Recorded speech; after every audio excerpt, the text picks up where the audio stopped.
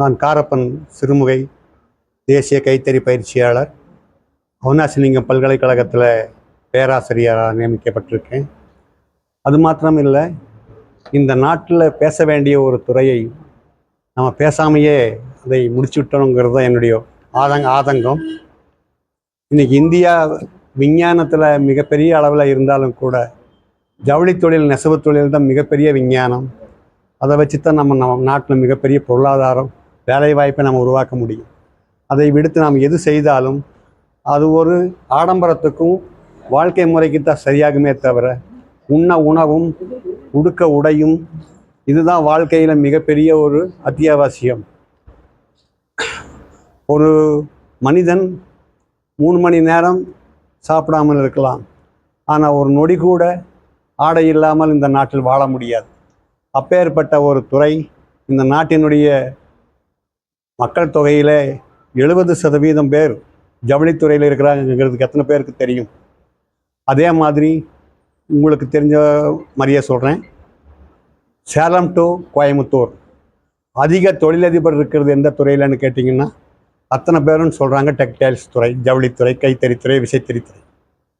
ஆனால் இத்தனை துறையில் இத்தனை தொழிலதிபர்கள் இருந்தாலும் கூட அதை சார்ந்த விவாதம் பண்ணுறதுக்கு, அது விரிவாதம் பண்ணி பேசி அந்த மக்களுக்கு புரிய வைக்கிறதுக்கு உண்டான வாய்ப்புகள் நம்ம நாட்டில் ஊடகங்கள், பத்திரிகைகள் முன்னெடுத்து செல்வதில்லை என்பது என்னுடைய ஆதங்கம். அதே மாதிரி இன்றைக்கி வீடு தேடி சம்பளம் வரும் ஒரே துறை கைத்தறித்துறை. உங்களுக்கு தெரியுமோ தெரியாத தெரியல, பொள்ளாச்சி நாரணாபுரத்துலேருந்து சத்தியமங்கலம் வரைக்கும் இன்றைக்கி பல லட்சம் தறி இருக்குது.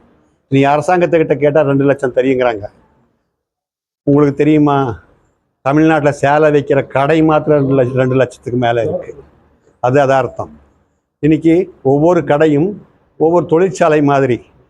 உதாரணத்துக்கு எடுத்துக்கிட்டால் நம்ம நாட்டில் இருக்கிற RMKV, போத்தீஸ், சென்னை சில்க்ஸ் இவங்கெல்லாம் வந்து லட்சக்கணக்கான பேருக்கு வேலை வாய்ப்பை கொடுக்குறாங்க. நேரடியாகவும் மறைமுகமாகவும் கொடுத்து காலாகாலமாக மிகப்பெரிய அளவில் தொழில் பண்ணுறாங்க. ஆனால் அவங்கெல்லாம் வந்து அந்த தொழிலாளியை உருவாக்குறதுக்கு, அந்த தொழிலில் உள்ளவங்களுக்கு வருமானத்தை ஈட்டி கொடுக்குற அளவுக்கு அந்த விழிப்புணர்வு கொடுக்கறதில்ல. இது மிகப்பெரிய ஒரு தவறு. ஒரு ஈஸியான தொழிலை ஈஸியாக தொலைக்கிறதுக்கு நாங்கள் தயாராகிட்டோம், காரணமாயிட்டோம். உதாரணத்துக்கு எடுத்துக்கிட்டால், ஒரு கிலோ அரிசியை எடுத்து நீங்கள் சமைச்சிங்கன்னா ரெஸ்டாரண்ட்டில் சாப்பிட்டா 4 பேர் சாப்பிட்லாம். 150 ரூபா போட்ட கூட 600 ரூபா ஆச்சு. ஆனால் அந்த விவசாயிக்கு கிடச்சது என்ன? 50 ரூபா தான், 50-60 ரூபா தான். ஆனால் அதை வாங்கி வைக்கிறதுன்னு கிடச்சது என்ன? 600 ரூபா. அதே மாதிரி தான் ஒரு கைத்தறி நெசவாளிக்கு காலையிலேருந்து மாலை வரை 2 கணவன் மனைவி 2 பேர் சேர்ந்து நெசவு பண்ணாலும் கிடைக்கிறத 1000-500. அதை வாங்கி விற்கிறவங்களுக்கு 5000-10,000. இன்னும் சொல்லப்போனால் அளவிட முடியாத அளவுக்கு இந்த நாட்டில் ஒரு பக்கம் இருந்தாலும் கூட நம்ம பார்வை எல்லாம் இப்போ எப்படி இருக்குதுன்னு கேட்டிங்கன்னா ஒரு நெகட்டிவான பார்வையில் இருக்குது. ஒரு இளைஞன்கிட்ட போய் உன்னுடைய எதிர்காலம் எப்படி இருக்குது தம்பின்னு கேட்டால் சொல்ல தெரியல. அதே இளைஞன் திரும்பி என்கிட்ட கேள்றா தம்பின்னு சொன்னால் கேட்டால் நான் சொல்லிடுவேன், நான் நெய்கிற இடம் தூசி, விற்கிற இடம் ஏசி, நான் ஏழையாக இருக்கலாம், ஆனால் வாங்குறவங்க போகிற பணக்காரர், அதனால் எனக்கு கவலை இல்லைன்னு நான் சொல்லுவேன். இந்த மாதிரி இந்த துறை மிகப்பெரிய வளர்ச்சியில் இருக்குது.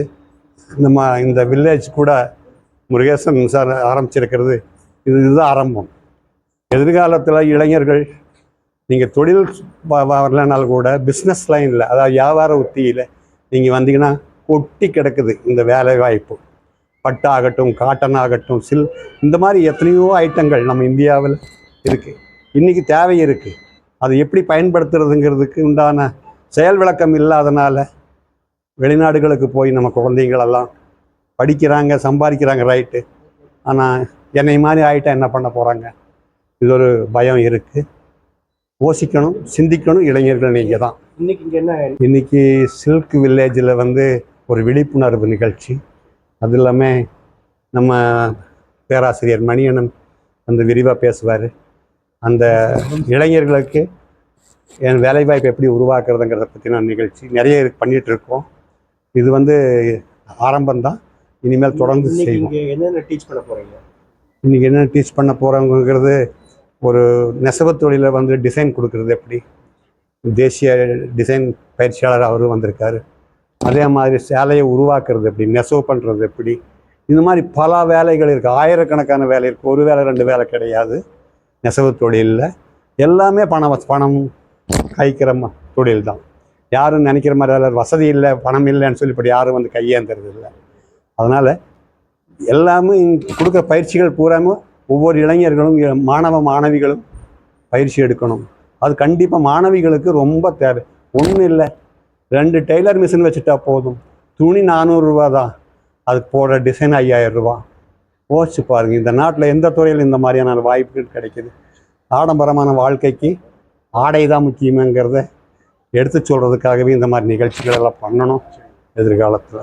நன்றி. தேன்மொழி ரவிச்சந்திரன், சில்க் வில்லேஜ் நிறுவனத்தின் எக்ஸிக்யூட்டிவ் டைரக்டராக இருக்கிறேன். நான் இங்கே சுருக்கமாக அவங்களுக்கு சில்க் வில்லேஜில் என்ன செய்ய போகிறோங்கிறத விளக்கிடுறேன். முதலாவது என்னென்னா, நாம் இயற்கைக்கு திரும்பி கொண்டு இருக்கிறோம்.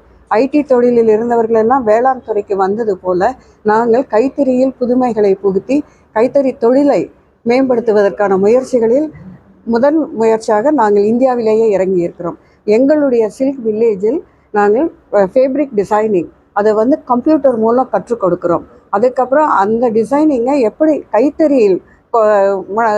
கைத்தறி செஞ்சு கொண்டு வரலான்னு கைத்தறி லூம் அதில் வந்து நெசவு பயிற்சி கொடுக்குறோம். அந்த நெசவு பயிற்சிக்கு அப்புறம் அந்த எண்ட் ப்ராடக்ட்டு எப்படி வந்து நம்ம மக்கள்கிட்ட கொண்டு போய் கொடுக்கணும் அப்படிங்கிறதுல வந்து புட்டிக் மேனேஜ்மெண்ட்டும் ஒரு ட்ரைனிங்காக நாங்கள் கொடுத்துட்ருக்குறோம். இந்த பயிற்சி மையம் இந்தியாவிலேயே முதன் முறையாக கைத்தறி ஜே முருகேசன் என்ற எங்கள் நிறுவனரின் முயற்சியினால் எடுக்கப்பட்ட ஒரு முதல் அடியாகும். இது பறந்து விரிய வேண்டும் என்பதே எங்களின் நோக்கமாகும். இதில் நிறைய நன்மைகள் இருக்கின்றன. அதனால் இதற்கு நீங்கள் ஊடக நண்பர்கள் எல்லோரும் எங்களுக்கு உறுதுணையாக நின்று இது பரவலாக மக்களிடத்தில் கொண்டு செல்ல வேண்டும் என்று கேட்டுக்கொள்கிறோம். சிறுமுகை ஹேண்ட்லூம் டிசைனர், பட்டு சேலைக்கு வடிவமைப்பாளர். சரிங்களா?